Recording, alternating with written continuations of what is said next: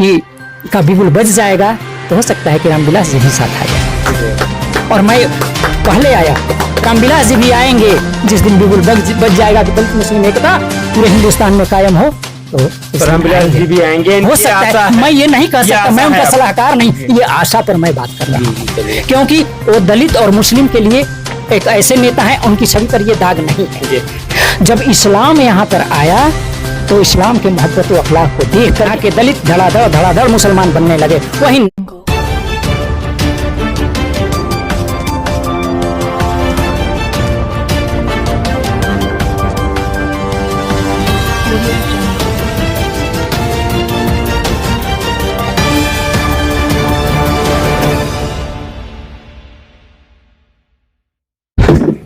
तो सर आप ये बताइए, आप रोहतास से किशनगंज आए हैं, इतनी दूरी तय करके आए हैं और आप हिंदू समाज से हैं, सही मायने में अगर कहें तो लोग एक एमआईएम को घृणित रूप से हिंदू समाज के लोग देखते हैं। उन लोगों का कहना यह है कि एमआईएम सिर्फ और सिर्फ हिंदू मुस्लिम की राजनीति करती है, सिर्फ और सिर्फ मुसलमानों की बात करती है। तो ऐसे में आप एमआईएम क्यों ज्वाइन किए, असदुद्दीन ओवैसी को क्यों ज्वाइन किए? आपने सवाल ठीक किया, ये बात चली आ रही है, लेकिन यह सवाल तो बार बार उठता आ रहा है। कभी दलित नेताओं को यह कहकर प्रताड़ित किया जाता है कि केवल यह दलित की राजनीति करता है, वहाँ उनको नीचा दिखाया जाता है, कभी अल्पसंख्यक को कहा जाता है। तो ये तो बार बार केवल हवा है, महज हवा दे करके समाज में भेदभाव उत्पन्न किया जाता है, मतभेद उत्पन्न किया जाता है कि ये लोग जितने दलित गरीब हैं और अल्पसंख्यक के लोग हैं एक प्लेटफॉर्म पर ना आवे। ऐसी बात है कि अगर एक प्लेटफॉर्म पर आ जाते हैं तो फिर ये बिहार में एक नई सूरत देखने को मिलेगी, और फिर जब ये दोनों एक जगह आ जाते हैं तो बिहार की राजनीतिक सूरत भी बदल जाएगी। इसीलिए ये हवा देते हैं कि ये दलित और अल्पसंख्यक एक न होने पाए, यह महज हवा है और जमीन पर ये कुछ नहीं है कि लोग कहते हैं हमारे लोग अशिक्षित हैं, अल्पसंख्यक भी बहुत अशिक्षित हैं, दलित भी अशिक्षित हैं, इसलिए उन लोगों को ये हवा दे करके तोड़ा जाता है, भड़काया जाता है। सर क्योंकि जितने भी पार्टियां हैं, जैसे एनडीए हो, चाहे वो आरजेडी हो, चाहे वो कांग्रेस हो, सभी पार्टियों का एक ही बात है, सभी बदनाम करते हैं ओवैसी को। तो ऐसे में उन्होंने कहना है कि हिंदुओं के लिए वो कभी आवाज नहीं उठाते हैं। तो ऐसे हिंदुओं को, ऐसे हिंदू भाइयों को आप क्या संदेश देना चाहेंगे? हिंदुओं के लिए ही आवाज उठाते हैं। आखिर मुसलमान कहाँ से हैं? मुसलमान हिंदुस्तान के नहीं हैं। हिंदू कहाँ किसे जाता है लोग नहीं समझ पाते हैं। हिंदू की परिभाषा लोग नहीं समझ पाते हैं। हिंदू धर्म है तो वह राष्ट्रीय धर्म है, सबके लिए राष्ट्रीय धर्म है जी। अब वैसे लोग कहते हैं कि हिंदू एक धार्मिक संप्रदाय, ये नहीं बात है, धर्म संप्रदाय नहीं। ये हिंदुस्तान की सरजमीन पर निवास करने वाला, वह हिंदू हो, मुसलमान हो, सिख हो, ईसाई हो, पारसी हो, जैन हो, बौद्ध हो, जो भी हो, वह हिंदुस्तानी है और वह गर्व के कहे कि हम हिंदुस्तानी हैं, क्योंकि हमारा वतन है, हम यहाँ पैदा हुए हैं, हमारे पूर्वज यहाँ के हैं, हम यहाँ खाते हैं, यहाँ कमाते हैं, हम यहाँ रहते हैं। तो इसलिए हिंदू हम सभी हैं और सारे हिंदुओं के लिए ही आवाज उठाते हैं। जो लोग कहते हैं कि ये हिंदुओं के लिए आवाज नहीं उठाते हैं, वो लोग हिंदुस्तानी नहीं है और ना हिंदू हैं। वैसे लोग, क्योंकि उनको डर है कि एक दिन तवारीख के पन्ने जब ये दलित और अल्पसंख्यक मुसलमान अगर तवारीख के पन्ने खंगालेंगे, इतिहास को पढ़ेंगे, जानकार हो जाएंगे, शिक्षित हो जाएंगे, तो उस दिन ये जान जाएंगे कि हम हिंदुस्तानी हैं असल में। दलित, अल्पसंख्यक, मुसलमान और ये जो आदिवासी लोग हैं, इन्हीं का हिंदुस्तान सरजमीन है, यही इन्हीं का वतन है। और ये जो बाहर से आर्य लोग आए हैं, इन लोगों का हिंदुस्तान नहीं है, ये इतिहास कहता है। अगर कोई नहीं जानता है तो सिंधु घाटी सभ्यता को पढ़े और ये जान जाएंगे सारे लोग कि आर्य कहाँ से आए हैं। अगर नहीं जानते हैं तो आज जान लीजिए कि आर्य सेंट्रल एशिया से आए हैं, आज से 5000 कबल, यानी आज से 5000 वर्ष पूर्व। तो उन लोगों को भी ये डर है कि अगर ये सब जान जाएंगे तो मुझे विदेशी कहने लगेंगे, और वो खुद स्वदेशी नहीं है, इसलिए उन लोगों को डर है। यानी आपका कहने का मतलब ये है कि जो भी ये सब फैला रहे हैं, जैसे वो बीजेपी के लोग हो, हाँ, कि मुस्लिम का वोट काटने के लिए ऐसा कर रहा है, मुस्लिम का वोट बांटने के लिए ऐसा कर रहा है, तो वो लोग विदेशी लोग हैं, हाँ, आर्य समाज से हैं। देखिए, हाँ, आर्य समाज की ही बात ये लोग उठाते हैं। अगर सही हिंदुस्तानी होते तो क्यों उठाते? अगर देखिए, हमारी ये सभ्यता संस्कृति की देन है। मान लिया जाए जयशंकर प्रसाद हिंदी के एक वो अच्छे कवि रह चुके हैं, वो छायावाद के एक आधार स्तंभ है।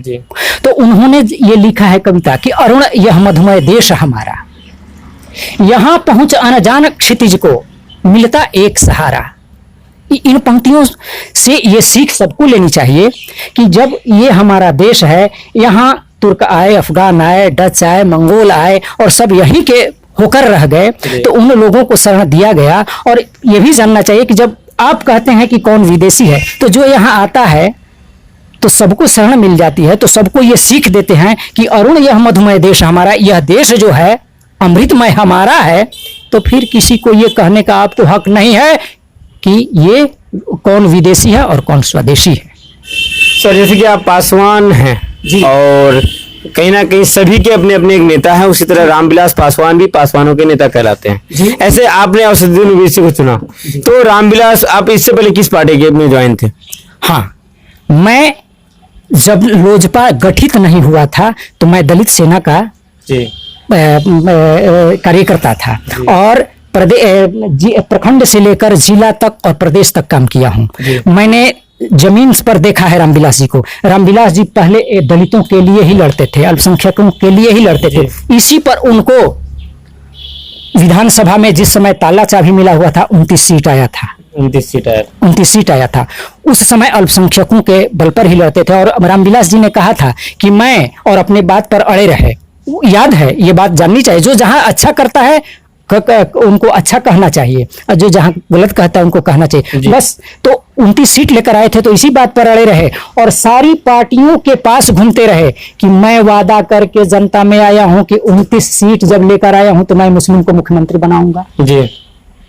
तो फिर राजद, कांग्रेस, जदयू, माने सबके पास, बीजेपी के पास ये नहीं वादा किया था कि मैं सबके पास जाऊंगा, लेकिन उन्होंने वादा किया था कि मैं मुस्लिम मुख्यमंत्री बनाऊंगा। तो अंत में सब लोग उनकी पार्टी पर राजी नहीं हुए कि आप अपनी पार्टी के किसी मुस्लिम कार्यकर्ता को या किसी मुस्लिम विधायक को आप मुख्यमंत्री बना दीजिए। तो वो कांग्रेस के पास, राजद के पास, जदयू के पास, समाजवादी पार्टी के पास या बीजेपी के पास, सबके पास गए कि आप लोग अपनी ही पार्टी के किसी मुस्लिम को मुख्यमंत्री बना दीजिए। उस समय किसी को ये बात गले नहीं उतरी कि मुस्लिम को मुख्यमंत्री बना दिया जाए। तो क्या मैं पूछता हूं आपसे या जनसमाज से या बिहार के लोगों से, क्या मुस्लिम की क़यादत में हुकूमत नहीं है क्या? जी बिल्कुल, ये सवाल बहुत अच्छे सवाल है। मैं आपसे भी सवाल करता हूं, क्या मुस्लिम की क़यादत में हुकूमत नहीं है? नहीं है तो अब्दुल गफूर साहब पहले मुख्यमंत्री बिहार के बन चुके हैं कि नहीं? बिल्कुल बने हैं। आखिर किस बेस पर बने हैं? तो मैं बिहार की आवाम से यह सवाल करता हूं कि तो उस समय क्यों नहीं लोग, ये बड़ी बड़ी पार्टियां आज मुस्लिम के जो हिमायती हैं कहते हैं, राजद भी कह रही थी कि मैं मुस्लिम का हिमायती हूं, कांग्रेस भी आज तक मुस्लिम को वोट बैंक की तरह यूज करती आई आजादी के बाद से अब तक, और मुस्लिम भी ये समझते रहे कि ये हमारी पार्टी है। आज अयोध्या मुद्दे पर भी राहुल गांधी जो बोल दिए उससे भी कलई खुल जाती है कि कौन मुस्लिम का हिमायती है। तो मैं रामविलास जी के साथ था जी, मैं उनकी नीतियों से नहीं बदलता, लेकिन अब बताइए जब वहां भी लोगों ने नहीं, वहां भी लोगों ने साथ नहीं दिया और तब राष्ट्रपति शासन लग गया जी, मैं वहां तक देखा हूं। और लोजपा का गठन हम लोग ने 28 नवंबर 2000 में, 28 नवंबर 2000 को रामलीला मैदान दिल्ली में जो गठन हुआ था वहां भी हम लोग थे जी, वहां पर पार्टी का निर्माण हुआ था। उसमें अब्दुल गफूर साहब शिरकत फरमाए थे जी, उस रामलीला मैदान में। तो ये मेरा कहना है कि मुस्लिम के हिमायती पार्टी, और रामविलास जी की जहां तक बात है, रामविलास जी के दिल में वो बात है, लेकिन हमारे लोग भी, मैं ये बात कह रहा हूं कि हमारे लोग भी रामविलास जी को नहीं समझ पाते हैं। तो उनकी मजबूरी एक है कि रामविलास जी को स्टैंड अपना खोजना पड़ता है कि हम कहीं खड़े रहेंगे तब ना अपने लोगों के लिए लड़ पाएंगे। बिल्कुल बिल्कुल सही बात। बीजेपी के साथ उनका ये नहीं है, बीजेपी के साथ रह करके भी बीजेपी के साथ अपने हक अधिकारों के लिए दलित और मुसलमानों के लिए लड़ते हैं। ऐसी बात हमने देखा है। मैं उनकी शिकायत नहीं करता, लेकिन इतनी ही उन पर एक तोहमत लगाई जा रही है कि वो बीजेपी के साथ हैं जी। तो बीजेपी के साथ केवल हैं, लेकिन अपना स्टैंड कायम किए हैं। जिस दिन समय आएगा, हो सकता है कि जब दलित मुस्लिम एकता का बिगुल बज जाएगा, तो हो सकता है कि रामविलास जी भी साथ आ जाए। और मैं पहले आया, रामविलास जी भी आएंगे जिस दिन बिगुल बज जाएगा कि दलित मुस्लिम एकता पूरे हिंदुस्तान में कायम हो, तो सर रामविलास जी भी आएंगे, हो इनकी सकता आशा है, मैं ये नहीं कह ये सकता, आशा मैं है उनका आप- सलाहकार नहीं, जी। ये आशा पर मैं बात कर रहा जी, हूँ। जी, चलिए। क्योंकि वो दलित और मुस्लिम के लिए एक ऐसे नेता हैं, उनकी छवि पर ये दाग नहीं है, जी। वो लड़ते हैं, मैं उनकी भी शिकायत नहीं करता, लेकिन और जो लोग हैं, अब उनकी तो बात सभी जानते यानी कि हैं। और लोगों में सर जैसे कि भाजपा वाले हैं, हाँ, भाजपा आपका है। कहने का मतलब लालू ये जी हो- की भी कलई खुल चुकी जी। है। मुलायम सिंह जी, जब अयोध्या वाला जो ढांचा ढहा गया था, जी। उस समय बिहार में यूपी में किसकी सरकार थी? मुलायम सिंह की मुलायम सरकार सिंह थी। की। तो वहां नहीं कलई खुलती है मुसलमानों तो वहां मुसलमानों की आंख वहां भी खुल जानी चाहिए थी। जी। अभी जो आंख खुली है, तो मुसलमानों को वोट बैंक की तरह यूज करती रही कांग्रेस, जी। तो अब तक तो नहीं। क्या इसका कारण है कि हमारे मुसलमान भाई भी अशिक्षित हैं, हमारे दलित भाई भी अशिक्षित हैं। और एक बात बड़ी अच्छी याद आ जा रही है, एक आइडियोलॉजी बाबा साहेब की। बाबा साहेब ने ये लिख दिया है, उनकी आइडियोलॉजी में पढ़िएगा तो ये बात आई है कि दलित तुम्हारा भाई मुसलमान हो सकता है, लेकिन ये फॉरवर्ड कभी नहीं हो कभी नहीं हो सकते। सकते हैं। क्यों? ये बात दिगर है, जानने की बात है। हिंदुस्तान के मुसलमान हिंदुस्तानी हैं, हिंदुस्तान और फॉरवर्ड जिनको सवर्ण कहा जाता है वह हिंदुस्तानी नहीं है। उसका इतिहास है, इंडस वैली सिविलाइजेशन को कंगाल कर देखिए कि 5000 वर्ष पहले सब सेंट्रल एशिया यानी मध्य एशिया से सब आए हैं, आर्य, और आकर के वो अपनी हम लोगों को तोड़ मड़ोड़ करके देखिए। कुछ आदिवासी लोग जो हैं भाग गए, उनकी दास्ता स्वीकार नहीं किए, और जो लोग कुछ पकड़े गए उन लोग को दास गुलाम बना लिया। जी। कुछ लोग अब मुसलमान बने हैं कैसे? सुन्नी जमात वाले अंसारी, मंसूरी, मुकेरी, जुल्हा, धुनिया, ये कैसे बने हैं? इन लोगों को बनाया गया और कुछ स्वेच्छा से बने हैं। आज भी ये देखा जाता है, धर्म के नाम पर जी। दलितों को प्रताड़ित किया जाता है, मंदिरों में प्रवेश नहीं करने दिया जाता है, सार्वजनिक पूजा स्थल पर नहीं जाने दिया जाता है। यही हालत थी मुस्लिम दलितों की, गरीबों की, यहाँ के पिछड़े लोगों की।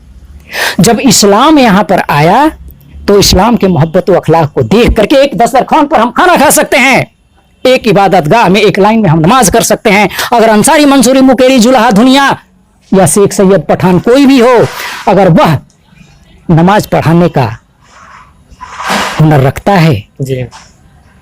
तो वही पढ़ाएगा। बिल्कुल।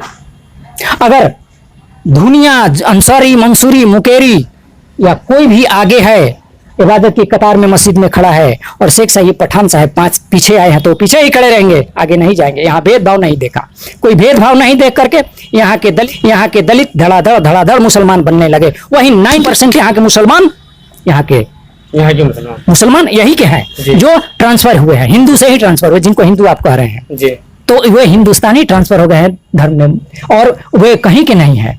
ये बात मैं खोल कर कह रहा हूं आवाम से कि अपने कुछ नहीं, ज्यादा नहीं है। इंडस वैली सिविलाइजेशन को केवल खंगाल दीजिए। जो इतिहास के विद्यार्थी होंगे वो जानते होंगे, जो सभ्यता पेपर पढ़ते हैं इंटर में, इंटर में जो सिविलाइजेशन पेपर पढ़ते हैं वो केवल इंडस वैली सिविलाइजेशन को खंगाल कर देखें कि कौन क्या है, बस पता चल जाएगा कौन हिंदुस्तानी है और कौन विदेशी है। सर कहीं ना कहीं तो यही बात है। तो ये जहां तक मैं बात, तो बाबा साहब ने ये क्यों कहा?